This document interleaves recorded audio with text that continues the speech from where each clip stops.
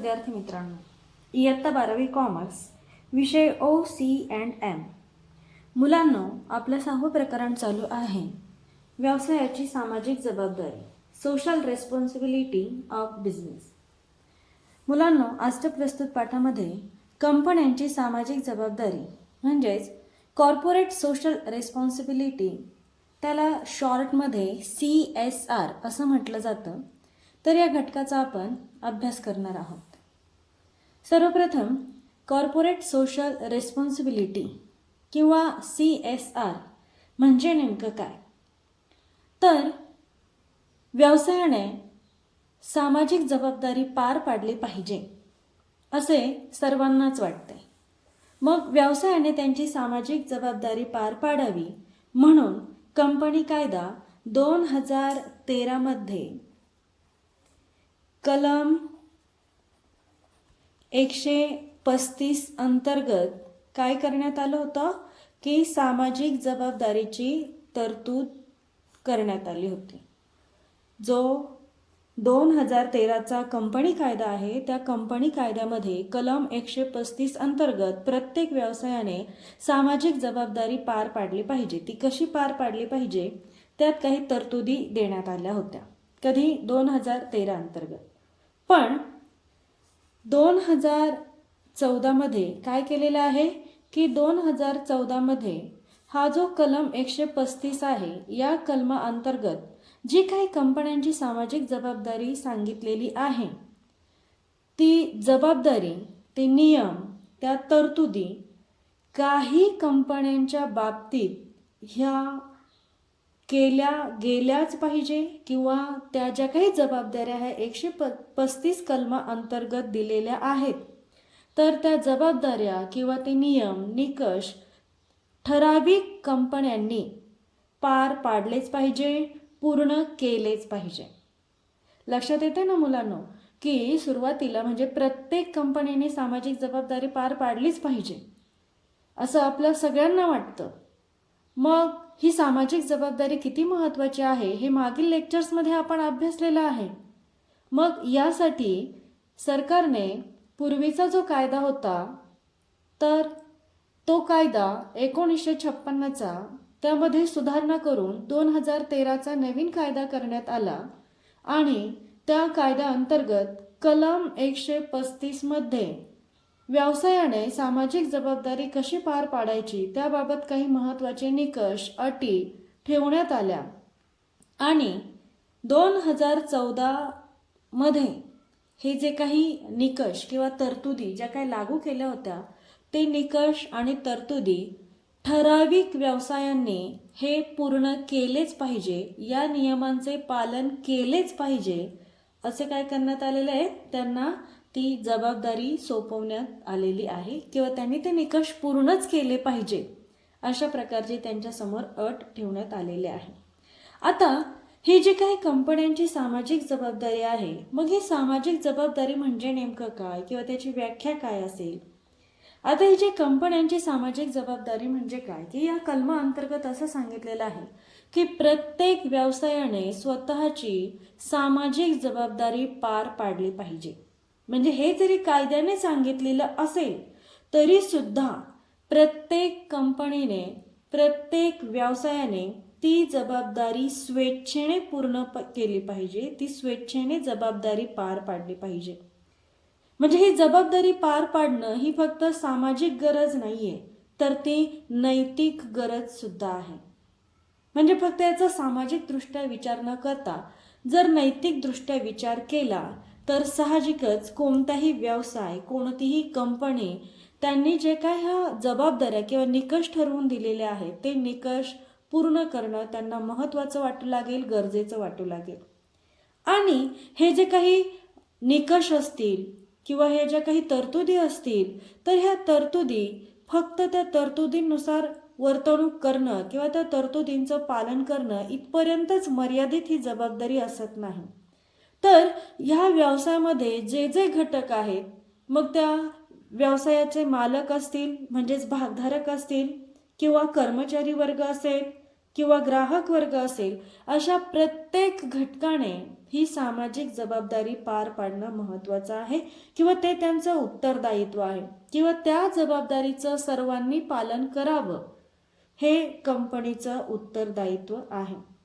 त्यामुळे ही सामाजिक जबाबदारी समाजासाठी, देशासाठी अतिशय महत्त्वाची असते. त्यामुळे या सामाजिक जबाबदारीबाबत प्रत्येक व्यवसायाने दक्ष राहणं अतिशय महत्त्वाचं असतं. त्यानंतर व्याख्यामध्ये सुद्धा हेच सांगितलेलं आहे की कोणतीही कंपनी असेल किंवा व्यवसाय असेल तर त्यांनी सामाजिक जबाबदारी अतिशय काळजीपूर्वक पार पाडली पाहिजे. फक्त कायदा अंतर्गत जे निकष सुचवलेले आहेत इथपर्यंत मर्यादित न राहता त्या जबाबदारींची किंवा त्या तरतुदींची जाणीव त्या व्यवसायाला होणं गरजेचं आहे. कारण ही सामाजिक जबाबदारी व्यवसायासाठी, समाजासाठी, सर्वांसाठी अतिशय महत्त्वाची असते. कारण जोपर्यंत याची जाणीव होत नाही तोपर्यंत त्याचं महत्त्व सुद्धा समजू शकत नाही. म्हणून ही जी काही सामाजिक जबाबदारी आहे यातील ज्या काही तरतुदी आहेत ह्या कलमाअंतर्गतच्या, तर ह्या तरतुदींचं पालन प्रत्येक व्यवसायाने स्वेच्छेने आणि नैतिकदृष्ट्या केलेच पाहिजे. कारण या कलमातील तरतुदींचं पालन केल्यामुळे आपला जो समाज आहे तो समाज आरोग्यदायी राहील, सशक्त होईल, अशा प्रकारची अपेक्षा करण्यास हरकत नाही. जर समाज आरोग्यदायी राहिला, सशक्त राहिला तर साहजिकच असाच समाज पुढे प्रगती करू शकतो. त्यामुळे सामाजिक जबाबदारी हा घटक अतिशय महत्त्वाचा समजला जातो. आता आपण पुढील घटक पाहूया, कंपन्यांची सामाजिक जबाबदारी. तर याची व्याप्ती काय आहे ते आपल्याला पाहायचे आहे. व्याप्ती जी विभागलेली आहे ती 4 घटकांमध्ये विभागलेली आहे. किती घटकांमध्ये? 4 घटकांमध्ये. त्यातील पहिला आहे उपयुक्तता किंवा व्यवहार्यता. आता साधी गोष्ट आहे की कंपन्यांची जी सामाजिक जबाबदारी आहे तर त्या जबाबदारीची उपयुक्तता किंवा व्यवहार्यता म्हणजे नेमकं काय, की हे जे काही 135 कलमाअंतर्गत जी काही तरतुदी किंवा निकष लागू केलेले आहेत तर त्या जबाबदारीची म्हणजे ते जी जबाबदारी सुचवलेली आहे त्याची व्याप्ती काय असेल. मग ज्यावेळेस आपण हे व्याप्तीचा विचार करतो तेव्हा त्या ह्या कलमांची उपयुक्तता किंवा व्यवहार्यता व्यवसायामध्ये काय असेल ते आपल्याला ह्या घटकाअंतर्गत अभ्यासायचं आहे. लक्षात आलं ना? अगोदर या शब्दाचा अर्थ लक्षात घ्या तुम्ही की उपयुक्तता किंवा व्यवहार्यता म्हणजे नेमकं काय. तर कंपनी कायद्याने कलम 135 अंतर्गत व्यवसायाबाबत ज्या काही तरतुदी किंवा जे नियम निकष लागू केलेले आहेत तर ते निकष यांची उपयुक्तता काय आहे आणि व्यवहार्यता काय आहे हे आपल्याला या घटकाअंतर्गत समजून घ्यायचं आहे. मग आता यामध्ये त्यांनी या तरतुदींची काही थोडक्यात माहिती दिलेली आहे. त्यामध्ये त्यांनी सांगितलेलं आहे की कंपनीचं म्हणजेच अशा काही विविध कंपन्या असतात की त्यांचं जे काही नफ्याचं निव्वळ मूल्य असतं, तर त्यांनी काही माहिती सांगितलेली आहे की जर समजा एखाद्या कंपनीच्या निव्वळ मालमत्तेचे मूल्य समजा 1500 कोटी असेल. किती असेल? 1500 कोटी. 1500 कोटी असेल किंवा हे लक्षात घ्या, हे काय सांगितलेलं आहे? निव्वळ मालमत्तेचे मूल्य. हे काय सांगितलेलं आहे? निव्वळ मालमत्तेचे मूल्य. निव्वळ मालमत्तेचे मूल्य किती सांगितलेलं आहे आपल्याला? 1500 कोटी. किंवा जर समजा एखाद्या कंपनीची उलाढाल ही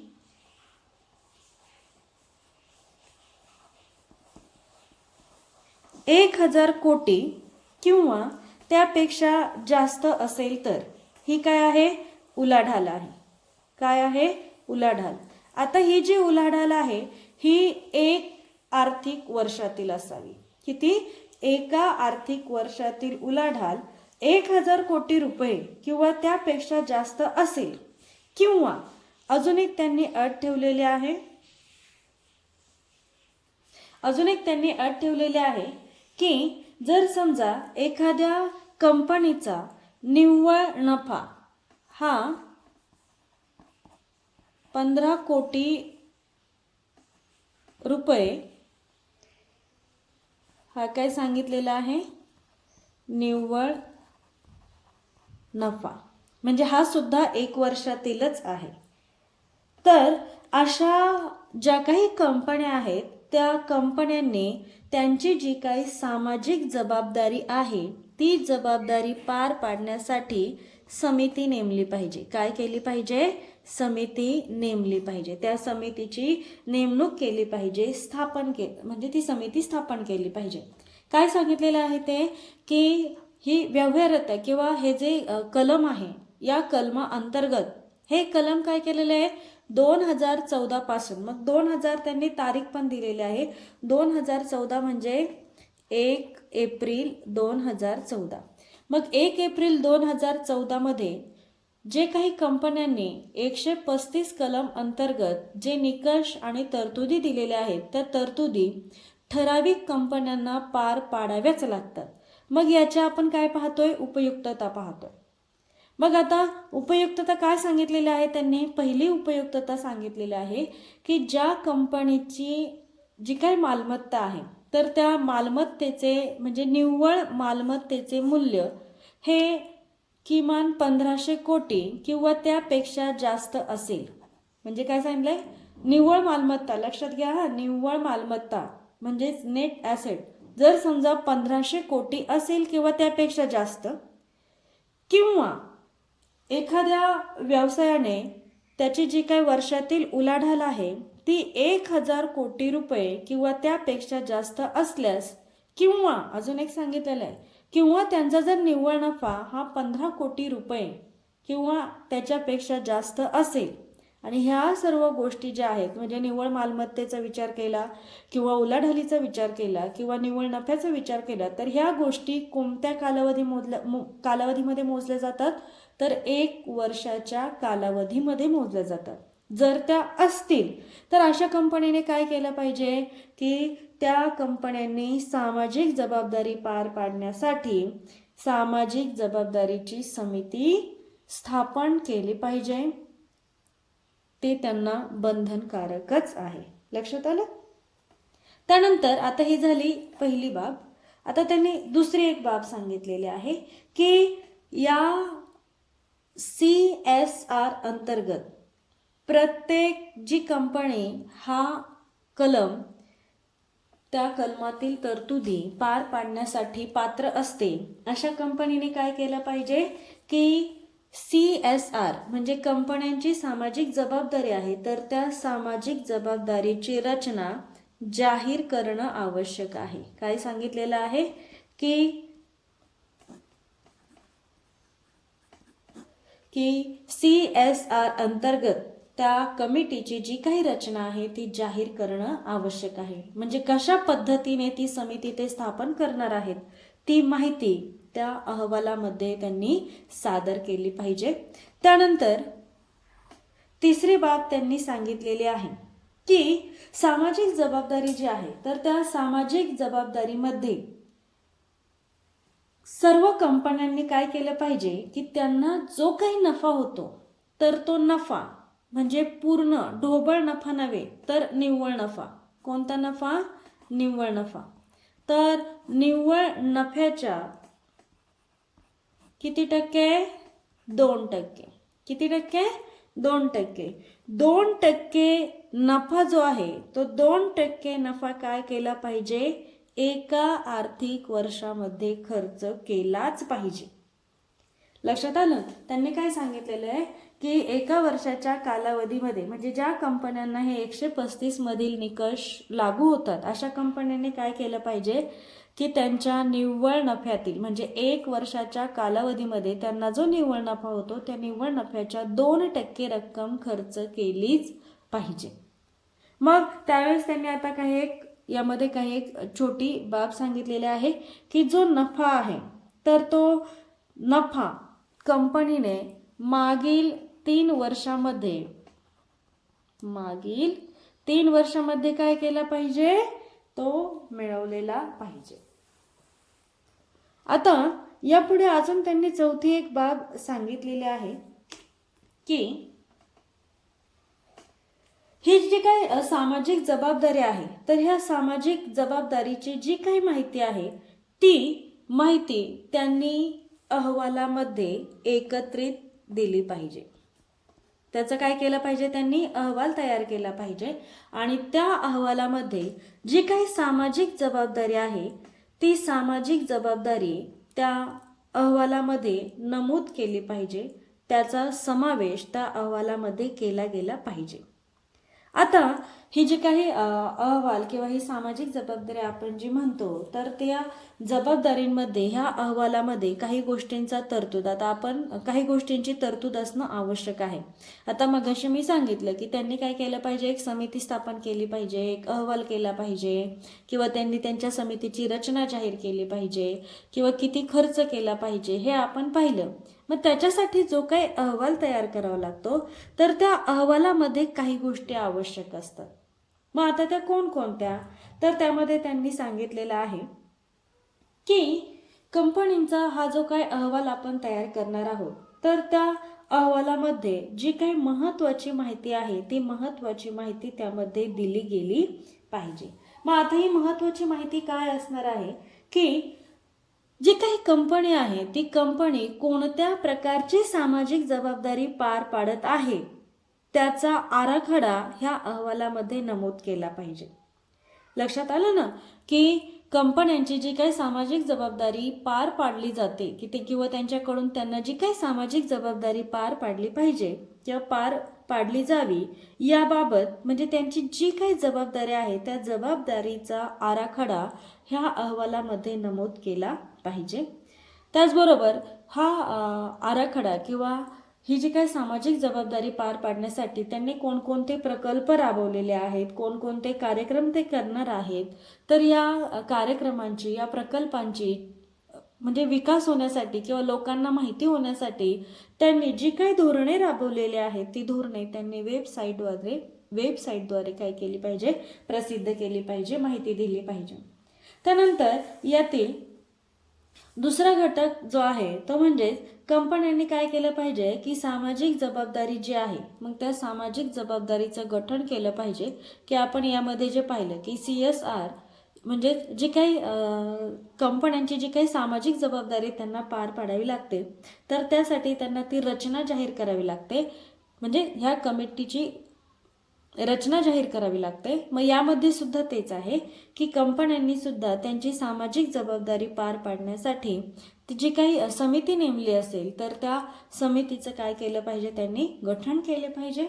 त्यानंतर त्यामध्ये तिसरं पुढील सांगितलेलं आहे की आपण आता इथे पाहिलेलं आहे की निव्वळ नफा हा किती पाहिजे, म्हणजे निव्वळ नफ्याच्या 2% रक्कम 3 वर्षामध्ये म्हणजे निव्वळ नफ्याच्या 2% रक्कम त्या व्यवसायाने कंपनीने खर्च केली पाहिजे. पण हा जो निव्वळ नफा आहे तो मागील 3 वर्षांमध्येच मिळविला पाहिजे. आणि त्यानंतर यामध्ये चौथं सांगितलेलं आहे की जो काही सामाजिक जबाबदारीबाबत जी काही माहिती दिलेली आहे किंवा हा जो खर्च दिलेला आहे की 2% खर्च करायला सांगितलेला आहे, तर तो खर्च हा पैशाच्या स्वरूपातीलच असायला हवा. कसा असायला हवा, पैशाच्या स्वरूपातीलच असायला हवा. आणि त्यानंतर पुढील महत्त्वाची आणि शेवटची बाब म्हणजे की जर समजा एखादी कंपनी मागील 3 आर्थिक वर्षाच्या सरासरी नफ्याच्या 2% एवढी रक्कम खर्च करण्यास अपयशी ठरली किंवा ती खर्च करू शकत नसेल, तर ती कंपनी का खर्च करू शकत नाही याची कारणमीमांसा ही मात्र द्यावी लागते. कारण ह्या ज्या सगळ्या गोष्टी आहेत हे कशाच्या आहेत, कायद्यामध्ये नमूद केलेल्या आहेत, कलमाअंतर्गत नमूद केलेल्या आहेत. त्यामुळे साहजिकच काय केलं गेलं पाहिजे की या गोष्टीची माहिती ही कंपनीने व्यवस्थित ठेवली पाहिजे. कारण काही कंपन्यांना ही जी काही उपयुक्तता किंवा व्यवहार्यता किंवा हे जे कलम 135 आहे या अंतर्गत जे निकष लावलेले आहेत, ज्या तरतुदी लावलेल्या आहेत त्या तरतुदी पाळणं, त्या नियमांचं पालन करणं आणि त्यानुसारच कार्यवाही करणं हे बंधनकारक आहे. आता म्हणजे मुलांना हे लक्षात घ्या की ही सामाजिक जबाबदारी अतिशय महत्त्वाची आहे. कारण हे जर पॉइंट्स आपण पाहिले तर आपल्याला असं लक्षात येतं की व्यवसायाने किंवा कंपनीने समाजाबाबत जी काही जबाबदारी पार पाडायची असते ती समाजासाठी किंवा देशासाठी किती महत्त्वाची भूमिका बजावत असते. आता आपण ह्या कंपन्यांची सामाजिक जबाबदारीची जी व्याप्ती पाहिलेली आहे ती पुन्हा एकदा हे थोडक्यात छोटेसे जे काही पॉईंट आहेत ते जरा नजरेखालून घालूयात, म्हणजे आपल्या ते व्यवस्थित लक्षात राहतील की ह्या कंपन्यांची जी काही सामाजिक जबाबदारी आहे तर त्याची व्याप्ती आपण पाहिलेली की यामध्ये काय सांगितलेलं आहे की ही जी काही कंपन्यांची सामाजिक जबाबदारी आहे तर ह्या जबाबदारीची उपयुक्तता किंवा व्यवहार्यता काय आहे. कारण ह्या कंपन्यांनी सामाजिक जबाबदारी पार पाडण्यासाठी जो काही कायदा बनवला होता, कंपनी कायदा 2013 मधील कलम 135 अंतर्गत काही तरतुदी दिल्या होत्या, काही निकष दिले होते, तर त्यांचं पालन करणं हे कंपनीला बंधनकारक होतं. पण मग 1 एप्रिल 2014 पासून कंपनीला हे जे काही नियम आहेत, हे नियम, ह्या तरतुदी किंवा हे निकष काय करण्यात आलेले, काही व्यवसायांना किंवा कंपन्यांना बंधनकारक करण्यात आलेलं आहे. कंपल्सरी म्हणजे त्या व्यवसायांनी ते नियम, ते निकष पाळलेच पाहिजे, त्याचा वापर केलाच पाहिजे. मग त्या नियमांची किंवा निकषांची उपयुक्तता किंवा व्यवहार्यता काय आहे किंवा व्यवसायासाठी ते कसे उपयुक्त असतील, तर त्यामध्ये त्यांनी सांगितले की जर एखाद्या कंपनीच्या निव्वळ मालमत्तेचे मूल्य हे 1500 कोटी किंवा त्यापेक्षा जास्त असल्यास, किंवा त्या कंपनीची उलाढाल जर समजा 1000 कोटी रुपये किंवा त्यापेक्षा जास्त असेल, किंवा त्या कंपनीचा निव्वळ नफा हा 15 कोटी रुपये किंवा त्यापेक्षा जास्त असेल, तर अशा वेळेस त्या कंपन्यांनी त्यांची सामाजिक जबाबदारी पार पाडण्यासाठी समितीची नियुक्ती केली पाहिजे. ते त्यांना बंधनकारक आहे. दुसरं आपण पाहिलेलं की व्यवसायाने जी काही सामाजिक जबाबदारी पार पाडायची असते त्याबाबत जी काही कमिटी असते त्या कमिटीची रचना जाहीर करणं आवश्यक आहे. त्यानंतर तिसरं आपण पाहिलं होतं की एखाद्या व्यवसायाला जो काही नफा मिळतो, म्हणजे 1 वर्षाच्या कालावधीमध्ये जो निव्वळ नफा मिळतो, निव्वळ नफा म्हणजे नेट प्रॉफिट, निव्वळ नफा म्हणजे जो काही नेट प्रॉफिट मिळतो त्या नेट प्रॉफिटच्या 2% रक्कम खर्च केलीच पाहिजे. आणि हा जो निव्वळ नफा आहे सदरच्या म्हणजे मागील 3 वर्षामध्ये तो गृहीत धरला पाहिजे, मागील 3 वर्षामध्ये तो निव्वळ नफा मिळाला पाहिजे. त्यानंतर त्यांनी अजून सांगितलेले आहे की व्यवसायाने जर सामाजिक जबाबदारी पार पाडायची असेल तर सर्व गोष्टींचा याबाबत अहवाल देणं अतिशय महत्त्वाचं असतं. या अहवालामध्ये सुद्धा काही गोष्टी अतिशय महत्त्वाच्या असतात. यामध्ये 4 गोष्टींची माहिती त्यांनी सांगितलेलं आहे की 4 नाही 5 गोष्टींची, की पहिल्या याच्यामध्ये त्यांनी सांगितलेलं आहे की ही जी काही सामाजिक जबाबदारी आहे तर ही सामाजिक जबाबदारी पार पाडण्यासाठी त्यांनी जी काही योजना राबवलेली आहे, जे काही कार्यक्रम राबवलेले आहे, तर ते समाजाबाबतची जबाबदारी पार पाडण्यासाठी ती योजना किंवा जी काही माहिती आहे त्याची त्यांनी काय केली पाहिजे, एक लिंक बनवली पाहिजे आणि त्या लिंकद्वारे ती माहिती सर्वांना माहिती होईल किंवा त्या जबाबदारीची सर्वांना जाणीव होईल, यासाठी ही लिंक बनवली पाहिजे, ती प्रसिद्ध केली पाहिजे. त्या लिंक अंतर्गत व्यवसायाने कोणकोणती धोरणे आखलेली आहेत, कोणकोणते कार्यक्रम राबवलेले आहेत आणि कोणकोणत्या योजना आखलेल्या आहेत याची माहिती घेता येईल. त्यानंतर त्यांनी दुसरी बाब यामध्ये सांगितलेली आहे की कंपन्यांनी त्यांची सामाजिक जबाबदारी पार पाडण्यासाठी जी काही समिती नेमलेली आहे त्या समितीचं गठन काय केलं पाहिजे, या घटकामध्ये केलं पाहिजे.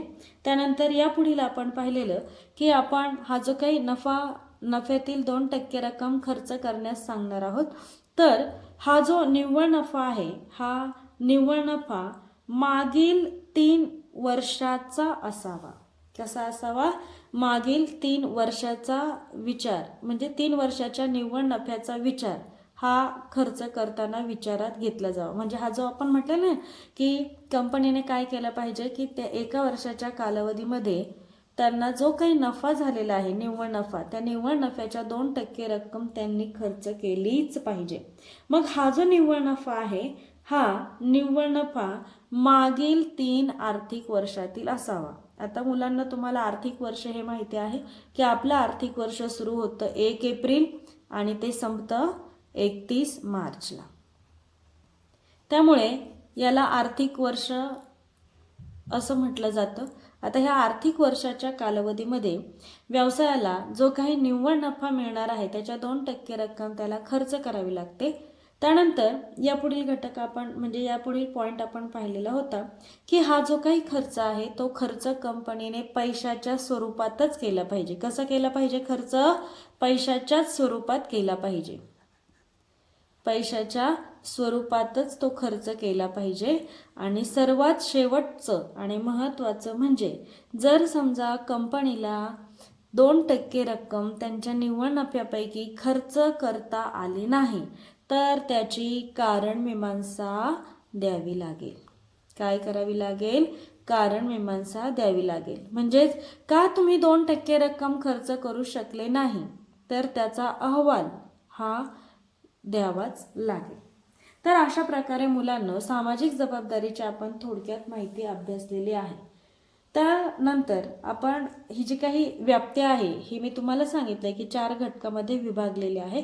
तर आपण त्याचा फक्त एक घटक पाहिलेला आहे.